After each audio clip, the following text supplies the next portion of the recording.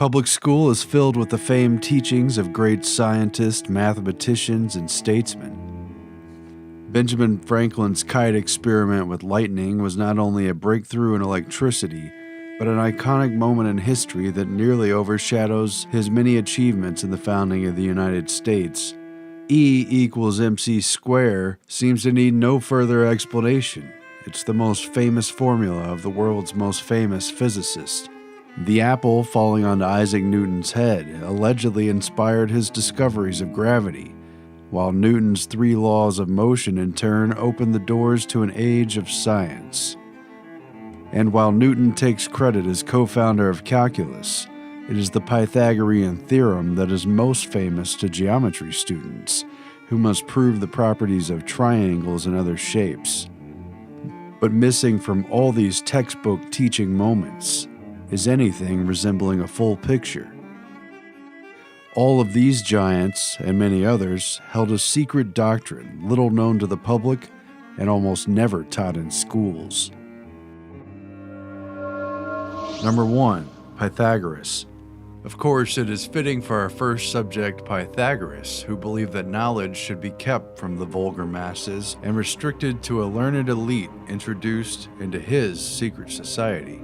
Yes, Pythagoras, best known to the world for his formula a squared plus b squared equals c squared, which shows that the square of the length of the hypotenuse of a right triangle is always equal to the sum of the squares of the other 2 sides, was also the pseudo-messianic figure of ancient Greece, who developed a literal cult following under the secret society he established, which combined mathematics and philosophy. He led this order of the Pythagoreans despite the fact that it became a capital offense to follow his teachings, until the school building itself was burned and he was either exiled or assassinated by rivals who were suspicious of his teachings, jealous of being kept in the dark, and who supported a more democratic form of rule. Alive from approximately 570 BC to 495 BC, though some say he lived to age 100, he was well educated and born to a wealthy family from the wealthiest of Greek islands, Samos, the one nearest to Turkey's shore. According to the account, while his mother was pregnant, an oracle predicted that her unborn son would surpass in beauty and wisdom all who ever lived and would be of the greatest advantage to the human race in everything pertaining to the life of man. Hence, Pythagoras was believed to be a divine descendant of the god Apollo, sent to redeem the human race, something of a near Christ-like figure born 500 years before Jesus. After coming of age, Pythagoras traveled the world and was initiated into secret orders throughout, gathering wisdom from the Brahmins in India, the Hierophants in Egypt, the Persians, the Oracle of Delphi, the Kabbalist and Chaldean Magi, among other initiated priesthoods who harbored ciphers and other, quote, secret symbolic writings. After returning to his home in Samos to find it overtaken by a dictator, an exiled and unwelcome Pythagoras set up his influential school in Crotone, founded by Achaean Greeks in southern Italy, responsible for working out the mathematics of musical harmonies, colors, astronomy, and the earth. Pythagoras was even reputed to hold power over the moods of water and wind, equally able to calm the winds of a storm or calm the moods of an angry person with his lyre. His teachings were patently secret and never allowed to be written down. Furthermore, Pythagoras addressed neophyte initiates of his secret order only from behind the curtain, very Wizard of Oz, and even the true meaning of Pythagoras' geometrical formulas remained a well-kept secret, which his students could learn only after taking a 5-year vow of silence. So chances are there's a deeper and more important meaning behind even the universally taught a squared plus b squared equals c squared formula. A progressive series of initiations was required to advance into his inner ring of disciples, who were said to be constantly contemplating the transmigration of the soul after death, as well as the nature and identity of the, quote, perfect number. The Pythagorean scholars also happened to be among the most important members of society, both in ancient Greece and abroad, and were taught certain signs and words by which they might know each other. Within a few years, some 300 initiates, all Pythagoreans, held the sovereignty of Croton, and soon dozens of other city-states diffused across ancient Greece. According to the National Gazette in the early 19th century, this sage of Samos had conceived the sublime idea of forming a school of enlightened statesmen who might govern the world, while they themselves were governed by wisdom and virtue. It appears that Pythagoras had crafted the first workable conspiracy for global domination, one which pursued governance by an aristocracy which could avoid the, quote, dangerous tendency of democratic turbulence, as well as the dangers of a jealous tyrant. But shh, don't tell the kids in school about that one. Many of his secrets have remained untold to history, while others have been passed down through the ages via secret orders, including the Masons and Rosicrucians. Much of what is known about Pythagoras was passed down by Plato, his most famous student, who lived after Pythagoras had already died. And yet, nothing more is said about the man in any kind of textbook, mathematical or otherwise, than his contribution to a simple but sound mathematical formula. But then again, the same trend continues in more recent and better documented times. Number 2, Sir Isaac Newton. The entire era of modern science emerged out of his work. He was an essential figure in the Enlightenment and all that it affected.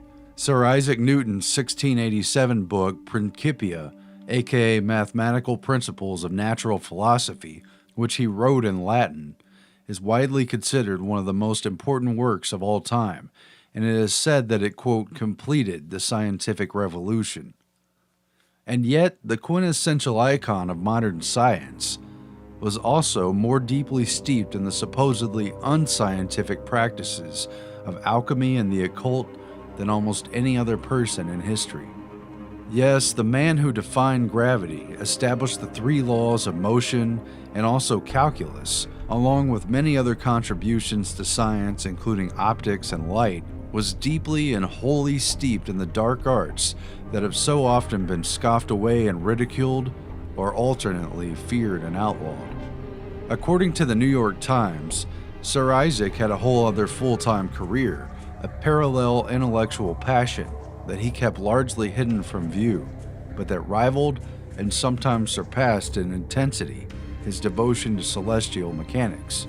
Newton was a serious alchemist who spent night upon dawn for 3 decades of his life, slaving over a Stygian furnace in search of the power to transmute one chemical element into another. Isaac Newton also left behind countless unpublished writings on his true obsessions, including alchemy, a dirty little secret that was technically illegal and potentially discrediting to his legacy. Unsurprisingly, his heirs, both relatives and ideological successors, buried these alchemical writings and sought to conceal this other, complex and easily misunderstood side of Newton for hundreds of years. Loaded with millions of words and endless pages written on controversial and even heretical theological topics, his extensive dabbling in the dark arts and the bizarre codes prompted a consultant to Newton's heirs, who happened to also belong to the Royal Society, to quickly dismiss his writings as unfit for publication, in other words, best covered up and kept from the masses. The vast majority of these papers didn't come to light publicly until socialist economist John Maynard Keynes bought them for his personal collection at auction in 1936, and finally confronted the world with Newton's ties to alchemy. Most of the documents, however, were handwritten copies that Newton made of other people's work. Whether or not he cracked the code in alchemy and transformed man's understanding, as he had in physics and mathematics, remains a mystery. However, certain papers that he left behind shed a curious light on his quest for the Philosopher's Stone. The Chemical Heritage Foundation recently purchased a manuscript written in Newton's hand that it published in full online. As phys.org reports, quote, "What is intriguing about the manuscript is that the main page is a recipe, hand-copied by Newton, that describes a method of creating sulfic mercury, a supposedly necessary ingredient for making the Philosopher's Stone." Newton then added notes to the text and later apparently turned the document over and used the blank side to write a procedure for subliming lead ore, an endeavor that he apparently worked on for many years, once again as part of his desire to make the Philosopher's Stone. This Philosopher's Stone, the one sought after by mystics and supposedly obtained by the Rosicrucians, could turn base metals into gold and even unlock the secrets of time and immortality. Newton was often publicly accused of belonging to the Rosicrucian order as well as to the Freemasons, as were many others of the elite Royal Society, while Newton was arguably, but unprovably, one such learned initiate. Newton himself was a longtime member of the Royal Society, and later, after achieving fame, became its president for 24 years until his death, apparently obsessed with decoding history's hidden ciphers, sacred texts, and messages. Newton's writings also reveal that he obsessively charted the chronology of the Bible, attempting to decode prophecies and other hidden secrets embedded in the text. Among other interests, he attempted to calculate the date of the apocalypse, which he projected as being not before 2060 and likely not after 2300. We'll see, huh? In particular, Newton apparently believed that Solomon's Temple and other biblical structures contained hidden mathematical codes and cryptic knowledge that he attempted to unveil, just as the Freemasons, Rosicrucians, and other esoteric cults have. Of interest were the sacred geometrical features of Solomon's Temple, which he studied and wrote about over a 50-year period of his life. For Newton, the Bible was encoded with mathematical problems related to the formula for pi, the Earth's dimensions, and a cryptic mathematical blueprint for just about everything, which corresponded with a detailed chronology of Hebrew history and promised to reveal the elusive measurement of the, quote, sacred Hebrew cubit. As scholar Tessa Morrison explained, Isaac Newton determined that Solomon's Temple was constructed in, quote, divine proportions, square, symmetrical, and laid out to a celestial plan. Newton felt that just as the writings of ancient philosophers, scholars, and biblical figures held unknown sacred wisdom, the same was true of their architecture, which he believed these men used to hide their knowledge, in a complex code of symbolic and mathematical language. While we're supposed to believe that Newton's laws are immutable, unquestionable, and govern everything on Earth, we're also supposed to completely ignore the fact that after over 40 years of intense study, Newton had come to believe that ancient human history had been recorded entirely wrong. For at least 4 decades of his life, Newton meticulously read and studied ancient historical texts, including all primary and major literary works, beginning with ancient and Oriental mythology, after which he came to the conclusion that many events recorded as ancient history actually happened much more recently, sometimes hundreds and even thousands of years closer to present day than what has been generally accepted as the timeline of human history. This includes everything from the Trojan War occurring at least 300 years more recently to key ancient Egyptian dates happening some 1800 years after the dates that have been traditionally taught in schools. Newton's written works on this include The Chronology of Ancient Kingdoms, Amended, which was first published in French a few years before his death and was, to his annoyance, published against his wishes. Its contents were controversial to say the least, with critics even claiming that Newton must have gone senile in his old age, despite the fact that he had been obsessively studying ancient chronology and revising his manuscripts for at least half of his life. The question is, if Newton devoted so much of his life to writing and studying these mysteries, and if they were never meant for respectable and public publication, then for whom were they written? Because it is clear that this was no mere dabbling to pass the time. Newton's Bible code search was part of a life that afforded no time to trivial pursuits such as leisure, romance, or sports. Who indeed was Newton's intended audience? Was there a secret patron for this darker side of his scientific and mathematic arts? Meanwhile, Newton's long presidency of the Royal Society also overlapped his 3 decades at the helm of the Royal Mint, which was more interesting than it sounds. especially since his appointment to the position was intended to be largely a cushy job in name only, but was instead taken deadly serious by Newton.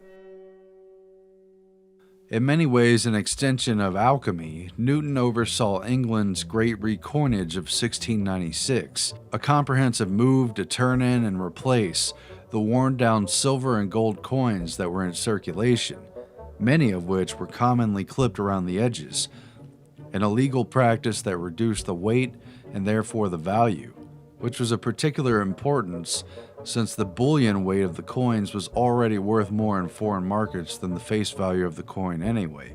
The recoinage was a priority as the Bank of England, privately owned like the Federal Reserve, had been established just 2 years prior in response to the debts accumulated after England's failed war with France. Newton, the hard-nosed warden of the mint, examined the coins turned in and found that about 20% of the nation's money was counterfeit, setting Newton off on an undercover investigation wherein he became deputized in various local counties as a justice of the peace, while posing as a local in order to interrogate hundreds of witnesses at taverns, bars, and other public centers about illegal coining practices in order to gather enough evidence for what was otherwise a rather difficult prosecution to pursue. In the end, Newton saw some 28 counterfeiters convicted. As this crime was considered high treason, it was punishable by death, in a barbaric and elaborate ritual of public execution that involved hanging, drawing, and quartering the victim, wherein the punished individual was drawn by horse on a wooden panel, hung almost to the point of death, and afterwards the body was emasculated, disemboweled, beheaded, and then quartered, that is, cut into 4 pieces. Quite a price to pay for a common financial crime, and quite great lengths that Newton took in order to see things through. Mark Ratner, a materials chemist at Northwest University, told the New York Times, quote, "He was brutal. He sentenced people to death for trying to scrape the gold off of coins. Make no mistake about it," said Dr. Ratner, "he was not a nice guy." What his papers also reveal is the formal scientific knowledge he presented to the public in his books did not include discussion of the process by which Newton derived his knowledge. Apparently, he just didn't want people to know anything about the math work or the philosophy behind it, other than the conclusions, in many cases taken literally as scientific law. As Wired magazine reported, quote, "He didn't leave any working pages of the first edition of the Principia, just a clean copy that he sent to the printer when he was finished." The Principia went through 3 editions, and there were many drafts between 1 and 2 and 2 and 3. They showed a lot, but he actually covered up his methods in the published works. He presented the discoveries of optics in a formal language that covered up the traces of the hard work that one assumes went into it. And it's because Newton didn't want people to know how he had come to his knowledge. I think that might relate to his religious beliefs regarding anti-Trinitarianism. He believed that there was an elite cadre of people that were given the truth of religion, and the vulgar masses weren't strong enough. End quote. So ultimately, Newton, a trusted knight of the crown and a scion of establishment science, held the same view as Pythagoras, that the truth should be confined to a chosen few who've proven themselves worthy, and everyone else be damned.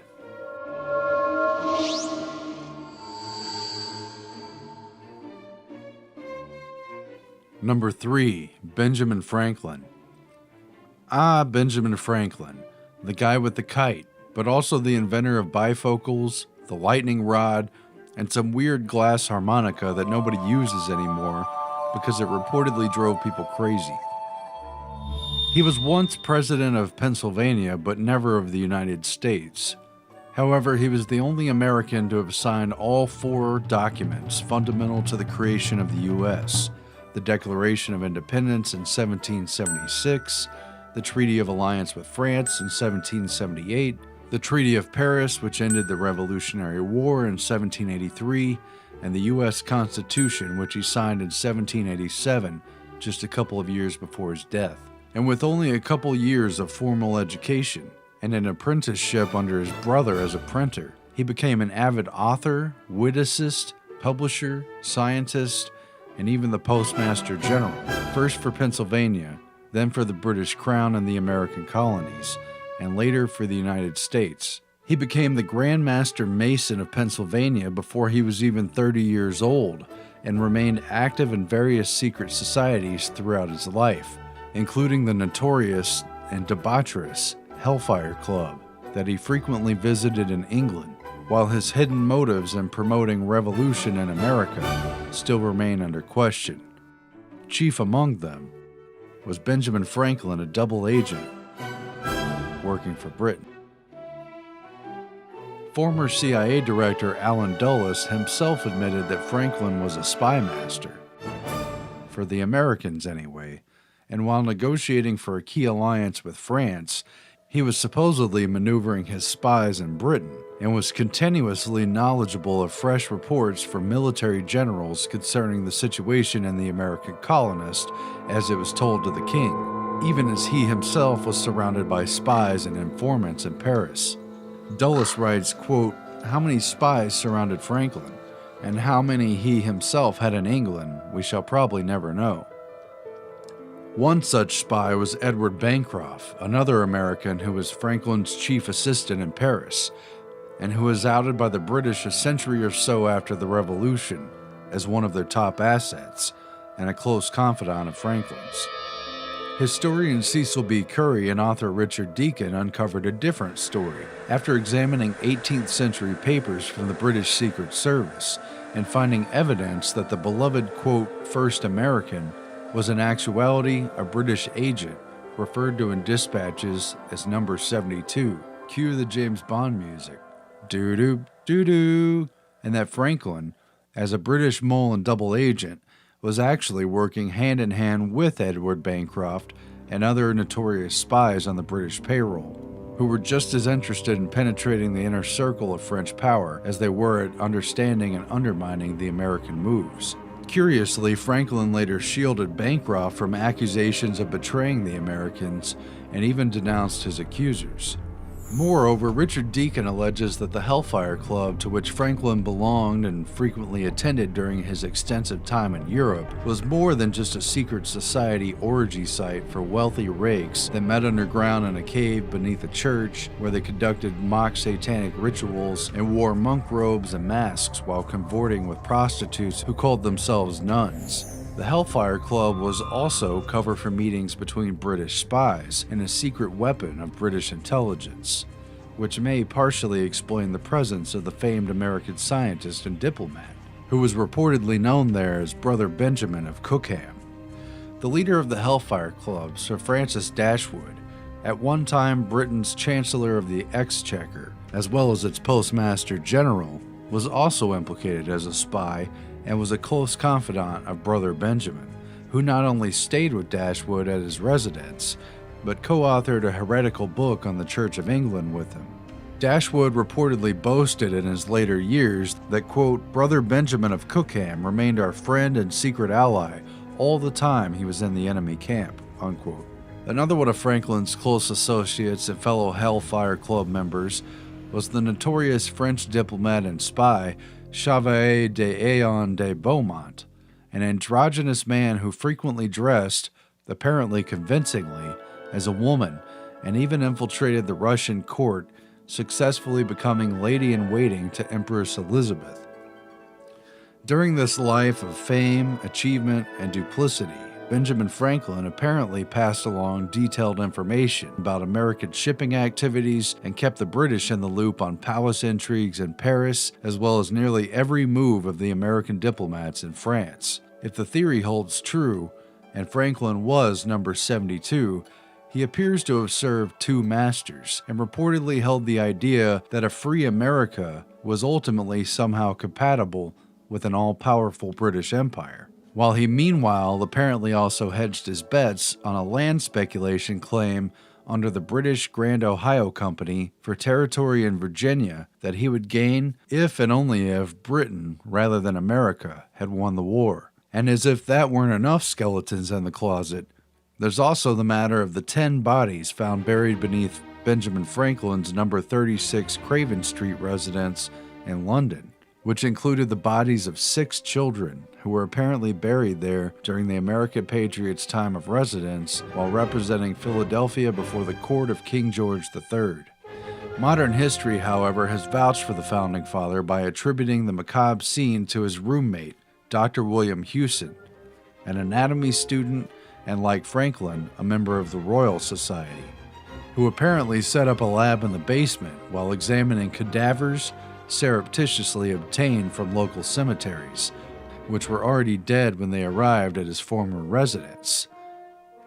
But there are many reasons to question whether these corpses were part of something more sinister, including why so many of them were of children, for indeed Franklin and his dubious cohorts have kept many secrets from us all, and were known to engage in, some rather questionable rituals.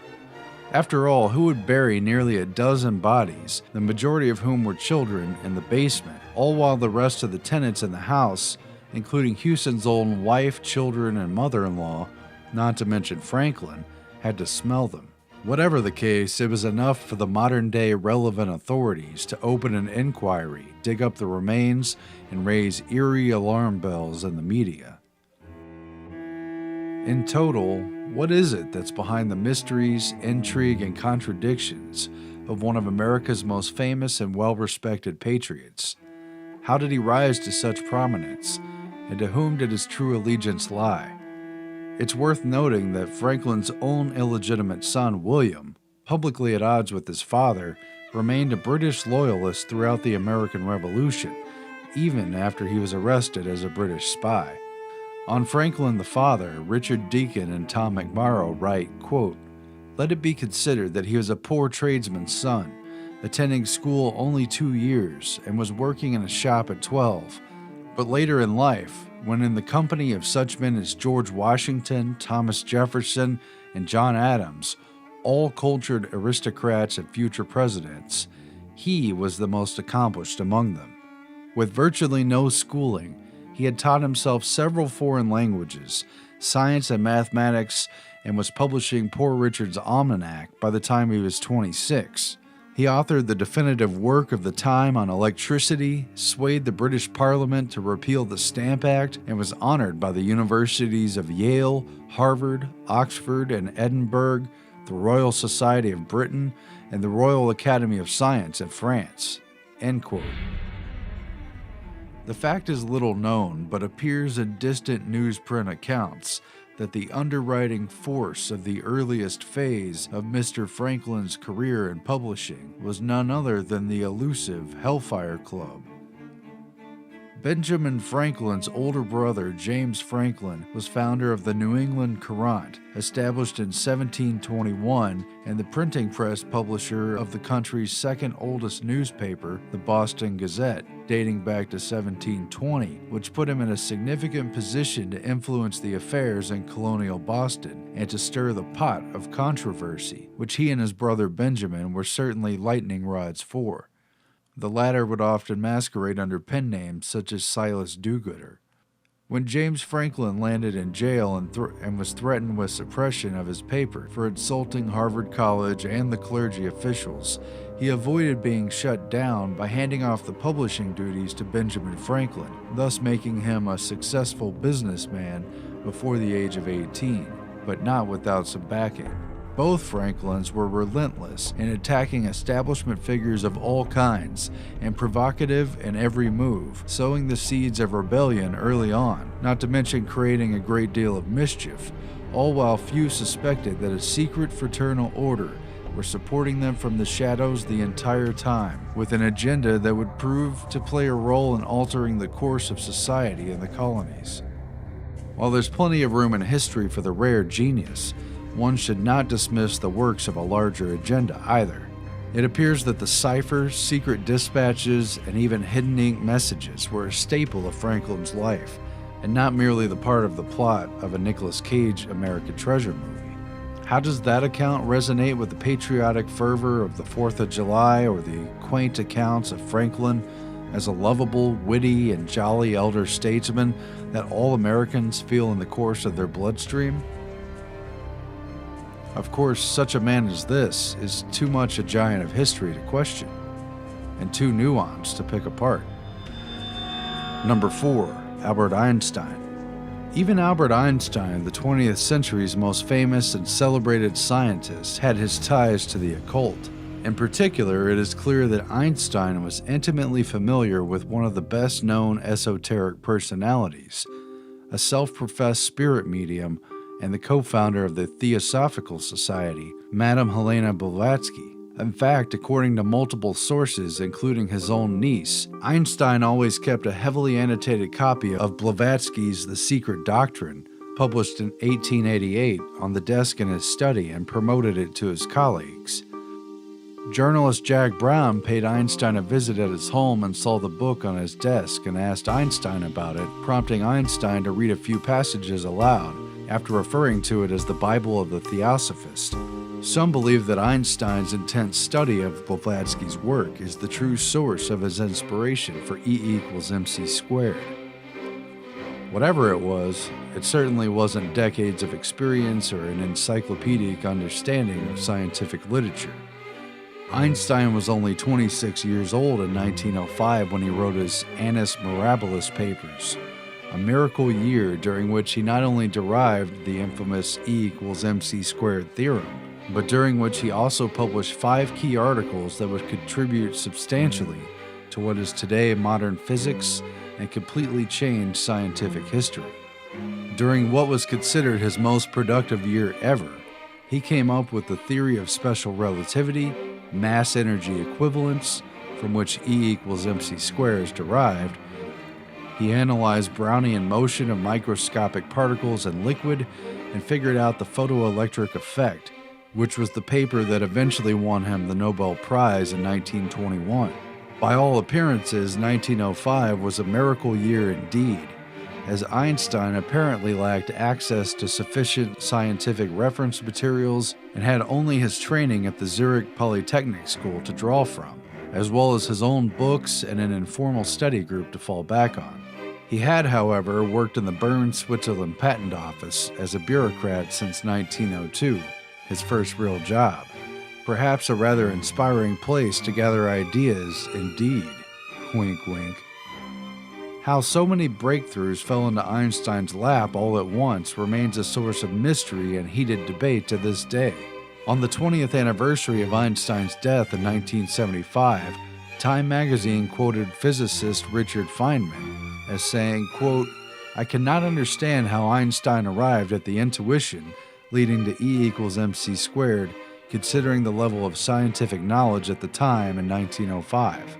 At any rate, even the most rigorous scientific minds cannot ignore the profound influence that rather unscientific pursuits have had on the most celebrated and important developments over the past 4 centuries, and even before. And perhaps there is much more to the story than we know."